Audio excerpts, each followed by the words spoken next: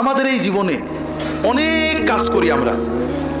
কারোর লক্ষ্য উদ্দেশ্য এমপি হওয়া, কারোর লক্ষ্য উদ্দেশ্য বড় ডাক্তার হওয়া, বড় লোক হওয়া, অনেক উদ্দেশ্য আছে।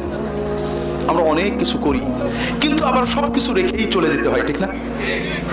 আর একটা জিনিস বোঝেন, দুনিয়াতে কেউ আপন হয় না। যে বউ আপন, 2 ঘন্টা আপন থাকেতে 4 ঘন্টা ঝগড়া করে, আছে না? যে ছেলে আপন, সে 2 ঘন্টা কথা শুনে তো 4 ঘন্টা কথা শুনে না, ঠিক না বেঠিক? যে ভাই আপন, সে ভাই 2 ঘন্টা আপন আর 2 ঘন্টা পর।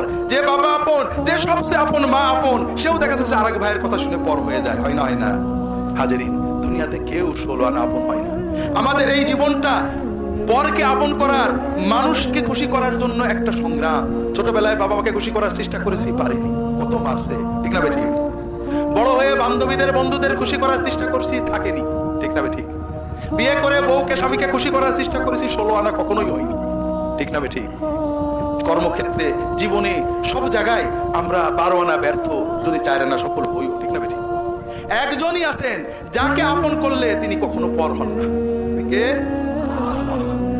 আল্লাহকে আপন করতে পারলে সব সময় আল্লাহকে সাথে পাবেন।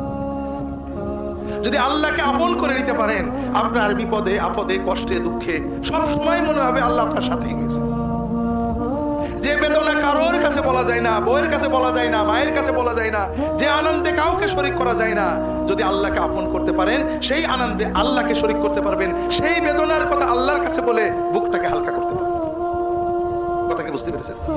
কাজেই ভাইরা, আসেন না সবাই নিয়ত করি যে এত সহজ কাজ আমরা নিয়ত করলাম, আল্লাহ আমার বাকি জীবন যতটুকু আছে, 1 দিন হোক আর 100 বছর হোক, আমি তোমার ওলি হওয়ার চেষ্টা করব। আল্লাহ তাআলা সকলের নিয়ত কবুল করে নিন, আমিন।